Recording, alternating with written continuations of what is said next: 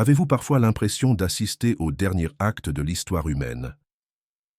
Ce sentiment troublant que les puissances mondiales que nous voyons aujourd'hui s'élever et s'effondrer ne sont pas de simples événements politiques aléatoires, mais les pièces d'un puzzle ancien révélé il y a des milliers d'années? Avez-vous remarqué que chaque reportage sur les tensions mondiales, l'instabilité économique et la formation de nouvelles alliances mondiales semble faire écho à des avertissements inscrits dans les Écritures bien avant notre naissance? Cette agitation dans votre esprit n'est ni de la paranoïa ni de l'anxiété face à des temps incertains. C'est votre âme qui reconnaît que nous sommes les témoins vivants du dernier chapitre d'une chronologie prophétique que Dieu a révélée à un jeune prophète hébreu il y a plus de 2500 ans.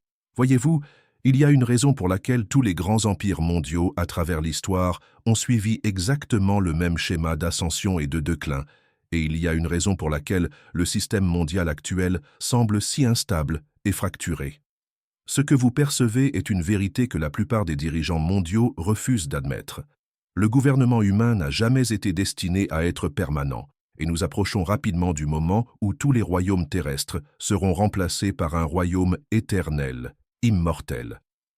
L'histoire commence dans l'ancienne Babylone, à la cour du souverain le plus puissant ayant jamais existé jusqu'alors. Le roi Nabuchodonosor contrôlait un empire qui s'étendait du golfe Persique à la mer Méditerranée, des montagnes d'Arménie au désert d'Arabie. Il avait conquis Jérusalem, détruit le temple de Salomon et emmené les meilleurs jeunes hommes d'Israël pour servir dans son palais. À première vue, il semblait que le Dieu d'Israël avait été vaincu par les dieux de Babylone, que le peuple de l'Alliance avait été définitivement dispersé et que l'empire de Nabuchodonosor durerait éternellement.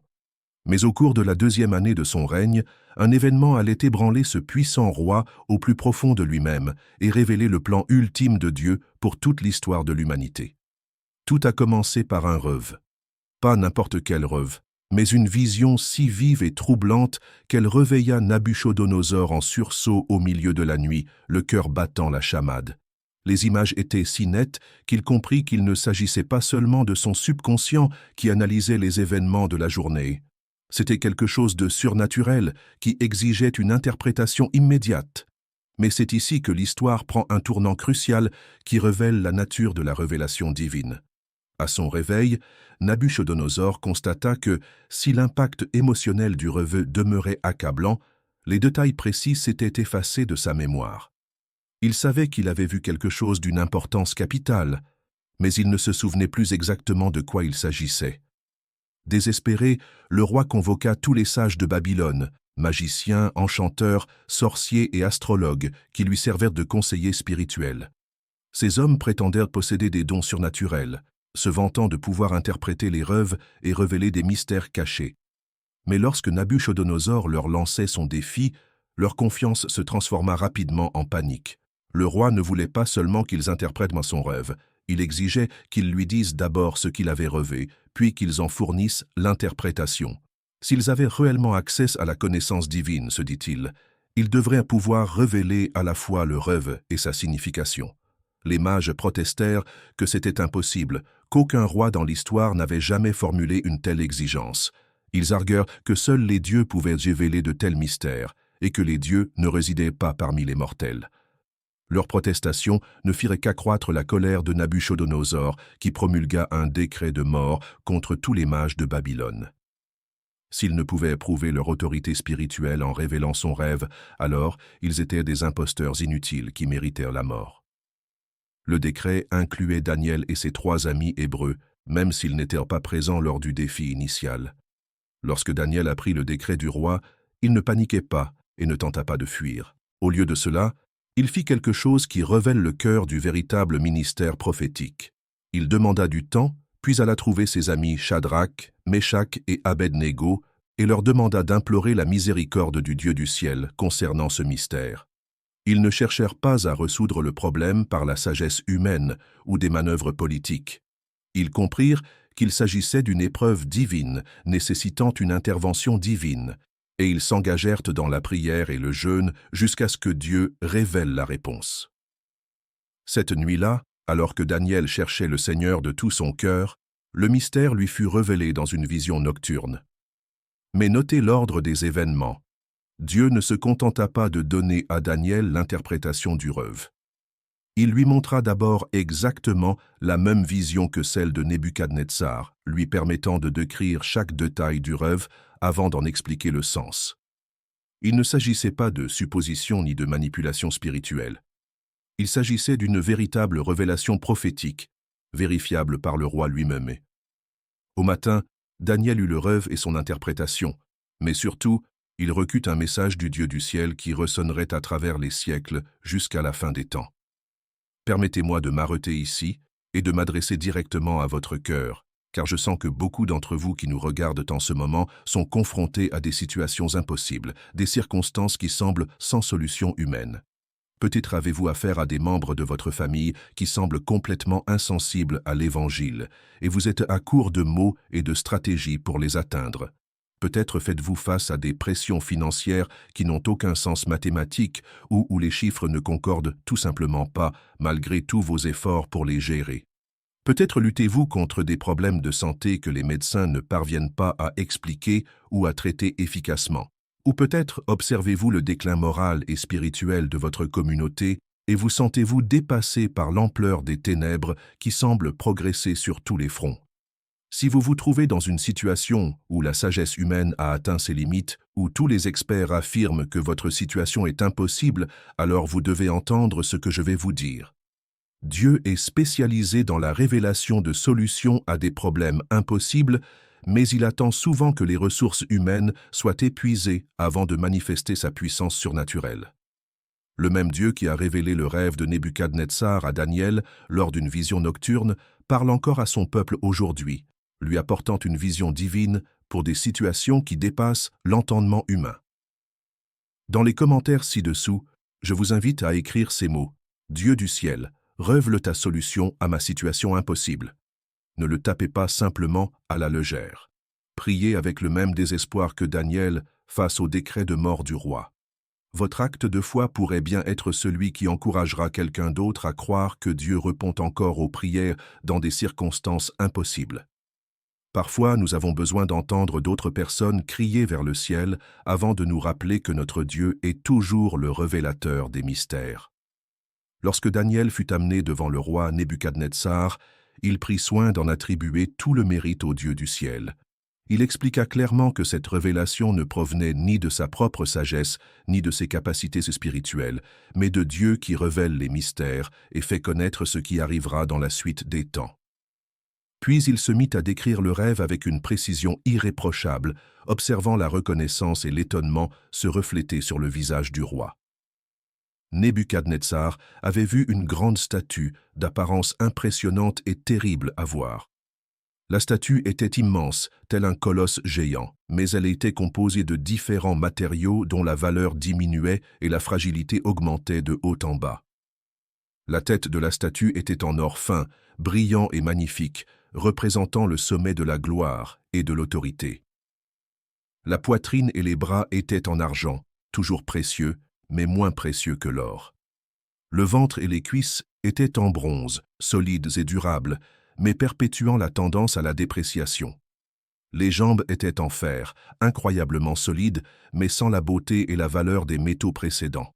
Mais la partie la plus insolite de la statue résidait dans ses pieds, faits d'un mélange de fer et d'argile, des matériaux qui ne pouvaient jamais s'unir correctement, créant une fondation intrinsèquement instable et fragile. Alors que Nebuchadnezzar contemplait cette statue magnifique mais imparfaite en rêve, il vit une pierre se détacher d'une montagne sans intervention humaine.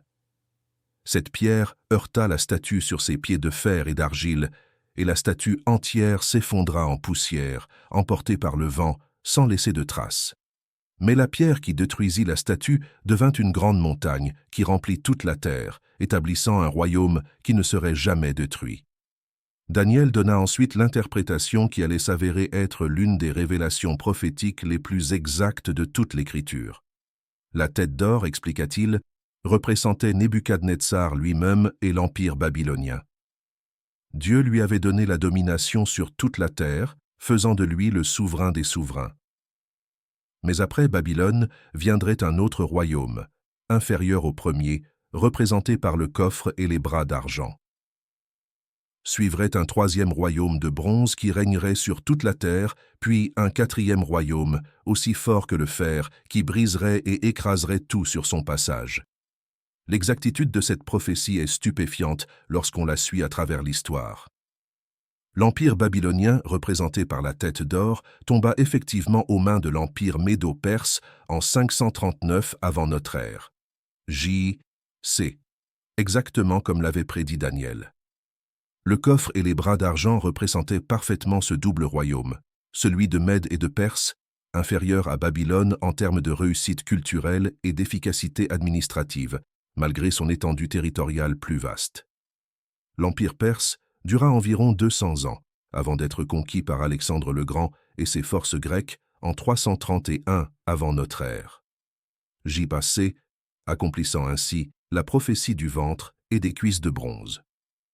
La Grèce devint le troisième empire mondial, diffusant la culture et la langue hellénistique dans le monde connu.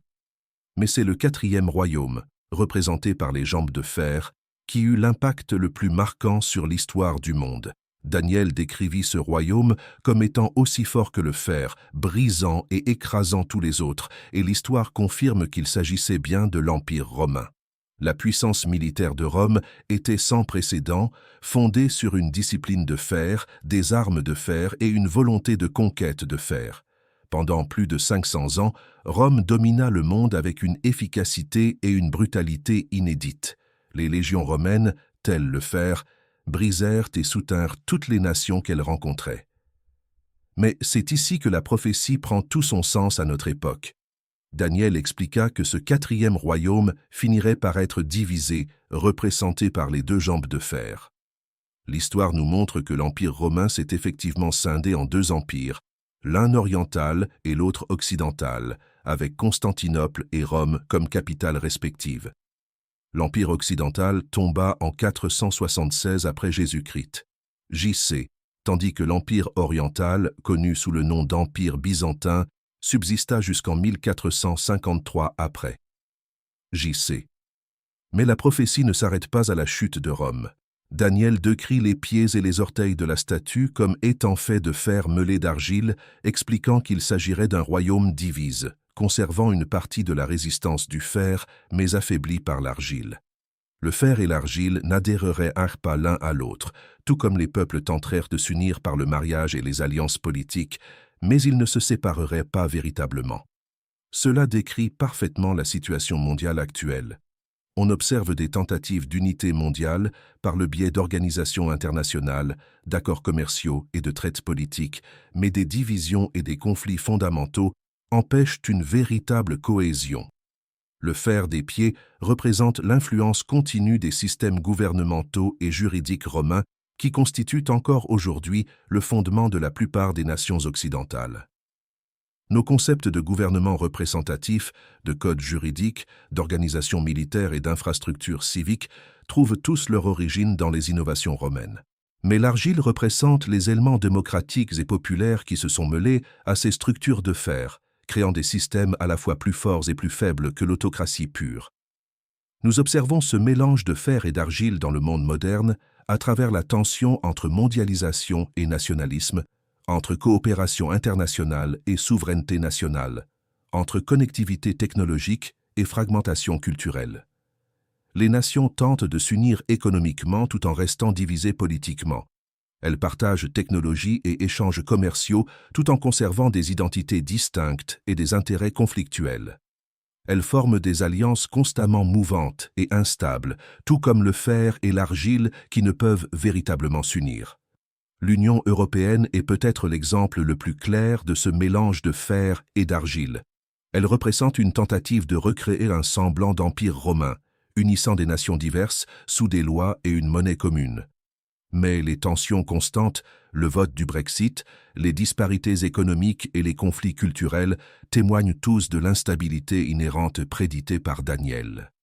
Le fer des traditions juridiques et gouvernementales romaines, mêlé à l'argile du populisme démocratique, crée une structure apparemment solide, mais fondamentalement instable. Mais l'élément le plus important du rêve de Nabuchodonosor n'était pas la statue elle-même, c'était la pierre qui la détruisait. Daniel expliqua qu'à l'époque de ces rois, le Dieu du ciel établirait un royaume qui ne serait jamais détruit. Ce royaume ne serait pas laissé à un autre peuple, mais briserait et anéantirait tous les autres royaumes, et il subsisterait éternellement. La pierre fut détachée de la montagne sans l'intervention d'aucune main, ce qui signifie qu'elle serait établie par une intervention divine plutôt que par un effort humain. Cette pierre représente le royaume de Dieu qui sera établi au retour de Jésus-Christ sur terre. Contrairement à tous les royaumes précédents, temporaires et limités en étendue, le royaume du Christ sera éternel et universel. Il ne sera pas bâti par des conquêtes militaires ou des manœuvres politiques, mais par la puissance surnaturelle de Dieu lui-même. Au retour du Christ, tout gouvernement terrestre sera dissous, toute autorité humaine sera soumise à son règne, et chaque nation s'inclinera devant le roi des rois. Le fait que la pierre ait heurté la statue au pied nous indique que le retour du Christ aura lieu pendant la période représentée par le mélange de fer et d'argile, notre époque actuelle de royaumes mondiaux divisés. Nous vivons au pied de la statue, observant les dernières tentatives d'unité humaine se jouer sur la scène mondiale. Chaque crise internationale, chaque échec de négociation de paix, chaque effondrement économique et chaque bouleversement politique nous rappelle que le fer et l'argile ne peuvent tenir indéfiniment ensemble. Mais voici ce que beaucoup de croyants oublient dans cette prophétie. Nous ne sommes pas de simples observateurs passifs attendant la chute de la pierre. Nous sommes appelés à être les ambassadeurs de ce royaume à venir, les représentants du gouvernement qui remplacera bientôt tous les gouvernements terrestres. Alors que les nations s'agitent et que les peuples imaginent des choses vaines, nous avons pour mission de proclamer l'évangile du royaume, de démontrer les valeurs et le caractère du règne du Christ et de préparer les peuples à la transition à venir. Cela signifie que notre allégeance première ne se porte sur aucune nation ni aucun système politique terrestre, aussi chrétien ou conservateur soit-il. Notre citoyenneté est céleste, et notre mission est d'aider les autres à comprendre que tous les gouvernements humains sont temporaires et que seul le royaume du Christ offre une véritable sécurité et une paix durable. Nous pouvons participer à la vie politique terrestre et à la responsabilité civique, mais n'oublions jamais que nous sommes des voyageurs et des pèlerins dont la véritable demeure est le royaume que la pierre établira. Le moment du retour du Christ est directement lié à cette chronologie prophétique. Lorsque nous verrons les royaumes de fer et d'argile atteindre leur paroxysme d'instabilité, lorsque les tentatives d'unité mondiale se feront les plus désespérées et les plus infructueuses, lorsque les conflits entre nationalisme et mondialisme atteindront leur point de rupture, nous saurons que la pierre est sur le point de tomber du ciel. Nous sommes témoins de ces mêmes conditions dans notre génération. Considérons l'état actuel des relations internationales. Nous avons plus d'organisations et de traités internationaux que jamais auparavant, et pourtant, les nations sont plus divisées et méfiantes les unes envers les autres qu'elles ne l'ont été depuis des décennies. Nous avons des communications et des échanges mondiaux sans précédent, mais nous assistons également à une montée du nationalisme et de l'isolationnisme. Nous avons de puissantes alliances militaires, mais nous sommes également confrontés à des menaces constantes de guerre et de terrorisme. Le fer et l'argile se déchirent, créant des fissures dans les fondements de l'ordre mondial actuel. L'Union européenne est confrontée à des difficultés avec des États membres qui souhaitent préserver leur souveraineté tout en bénéficiant de leur unité économique. L'OTAN est confrontée à des tensions entre le leadership américain et l'indépendance européenne. Les Nations unies adoptent des résolutions ignorées par les grandes puissances. Les accords commerciaux internationaux sont constamment renégociés ou abandonnés. Les systèmes économiques mondiaux sont de plus en plus fragiles et interconnectés. Et pourtant, politiquement, les nations s'opposent de plus en plus. La Chine incarne une force de fer, mais manque de flexibilité pour s'adapter à la diversité des valeurs culturelles. L'Amérique conserve sa puissance militaire et économique, mais lutte contre des divisions internes qui affaiblissent son influence mondiale. La Russie projette sa puissance par un contrôle autoritaire, mais reste économiquement vulnérable et isolée sur la scène internationale. Le Moyen-Orient demeure une source d'instabilité qui affecte le monde entier. Aucune de ces puissances ne peut atteindre l'unité et la stabilité que les empires précédents maintenaient grâce à leur force de fer. Cette instabilité n'est pas le signe d'un effondrement brutal du monde, c'est le signe que nous vivons précisément la période prophétique prédite par Daniel. le fer et l'argile ne peuvent tenir indéfiniment ensemble, car ils représentent des systèmes de gouvernement et la nature humaine fondamentalement incompatibles. Les tentatives d'unité mondiale par l'effort humain sont vouées à l'échec, car elles manquent de l'autorité divine et de la puissance surnaturelle qui caractériseront le royaume du Christ. Mais en attendant que la pierre tombe du ciel, nous avons un rôle crucial à jouer pour préparer les gens à la transition. Tout comme Daniel a interprété le rêve de Nebuchadnezzar, nous sommes appelés à aider les autres à comprendre ce dont ils sont témoins dans les événements actuels. La plupart des gens sentent qu'un événement important se produit dans le monde, que nous traversons une période de changement et d'instabilité sans précédent, mais ils ne disposent pas du cadre biblique pour en comprendre le sens. Notre tâche est de leur montrer la pierre, de les aider à comprendre que le gouvernement humain a toujours été temporaire et que Dieu a toujours prévu d'établir son propre royaume sur terre. Nous n'avons pas à craindre l'effondrement des systèmes terrestres, car nous savons ce qui nous attend. Nous n'avons pas à placer notre espoir ultime dans un quelconque dirigeant politique ou une institution humaine, car nous savons que seul le règne du Christ apportera la justice et la paix dont l'humanité a désespérément besoin. Cette prophétie révèle également un élément crucial sur la nature de la souveraineté de Dieu sur l'histoire humaine. Nabuchodonosor était le souverain le plus puissant de son temps, mais Dieu lui a donné un rêve qui lui a révélé la nature temporaire de son empire et de tous ceux qui suivraient. Dieu démontrait ainsi qu'il est celui qui suscite et destitue les rois, qui établit et détruit les royaumes. Aucun dirigeant humain, aussi puissant soit-il, n'échappe au contrôle et au dessein ultime de Dieu. Cela devrait nous apporter une paix et une confiance immense face aux événements actuels. L'ascension et la chute des nations, les conflits entre puissances mondiales, les bouleversements économiques et les révolutions sociales ne sont ni aléatoires ni chaotiques. Ils font tous partie du plan prédéterminé de Dieu pour préparer le retour de son Fils et l'établissement de son royaume éternel.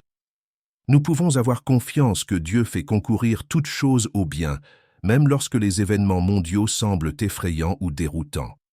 La prophétie de la statue révèle également l'incroyable souci du détail de Dieu et sa fidélité à accomplir sa parole exactement comme il l'a dit. Chaque élément du rêve de Nebuchadnezzar s'est réalisé avec une précision étonnante au cours de 2500 ans. Cela devrait renforcer notre foi dans les promesses qui ne se sont pas encore réalisées, en particulier celle du retour du Christ et de l'établissement de son royaume. Si Dieu a été fidèle à accomplir les prophéties concernant la tête d'or, le coffre d'argent, le ventre de bronze et les jambes de fer, nous pouvons être absolument certains qu'il accomplira la prophétie concernant la pierre qui deviendra une grande montagne. Alors que nous vivons ces derniers jours du mélange de fer et d'argile, nous devons nous préparer, nous et les autres, à la plus grande transition de l'histoire humaine. Cette préparation implique à la fois une préparation spirituelle et une sagesse pratique. Spirituellement, nous devons nous assurer que notre cœur est en harmonie avec Dieu, que nous marchons dans l'obéissance à sa parole et que nous participons activement à l'avancement de son royaume. Nous ne pouvons pas être des spectateurs passifs attendant le retour du Christ. Nous devons participer activement à la préparation de son règne. Concrètement, cela signifie que nous ne devons pas placer notre sécurité ultime dans des systèmes terrestres que nous savons temporaires. Si nous devons être des citoyens responsables et de bons intendants des ressources que Dieu nous a données, nous ne devons pas être surpris par l'échec des systèmes économiques, l'effondrement des institutions politiques ou l'effondrement des structures sociales. Ce sont les douleurs de l'enfantement du royaume à venir, et non les signes que Dieu a perdu le contrôle de l'histoire. La préparation la plus importante, cependant, est spirituelle. Nous devons être des personnes si connectées au royaume des cieux que nous puissions aider les autres à traverser la transition lorsque les royaumes terrestres tomberont. Nous devons être des exemples vivants de ce à quoi ressemble le règne du Christ, manifestant l'amour, la miséricorde, la justice et la vérité dans un monde de plus en plus marqué par la haine, la cruauté, la corruption et la tromperie. Nous devons être des sources d'espoir et de stabilité pour ceux qui seront ébranlés lorsque les structures familières de leur monde commenceront à s'effondrer. La pierre que Daniel a vue dans le rêve de Nebuchadnezzar a été détachée sans l'intervention d'aucune main. ce qui signifie que le royaume du Christ ne sera pas établi par l'effort humain ou une révolution politique. Il viendra par l'intervention divine, la puissance surnaturelle et le retour personnel de Jésus-Christ sur terre. Mais en attendant ce jour, ceux d'entre nous qui appartiennent à son royaume sont appelés à représenter son gouvernement sur terre, à manifester son caractère et à proclamer son règne, à venir à toute nation, tribu et langue. Si cette révélation prophétique a touché votre cœur et confirmé ce que votre esprit ressentait concernant l'époque que nous vivons, je vous invite à nous rejoindre dans ce voyage de préparation biblique au retour du Christ.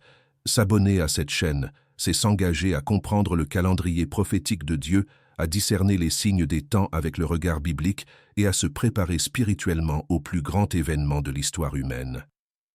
Nous ne proposons pas de divertissement ni de contenu superficiel destiné à vous mettre à l'aise. Nous vous offrons les vérités profondes de la parole de Dieu qui vous équiperont pour tenir bon lorsque les royaumes de fer et d'argile commenceront leur effondrement final. Chaque semaine, nous explorons les Écritures prophétiques qui révèlent le plan de Dieu pour ces derniers jours, vous aidant à comprendre non seulement ce qui est à venir, mais aussi comment vivre en citoyen du ciel tout en étant encore dans ce monde.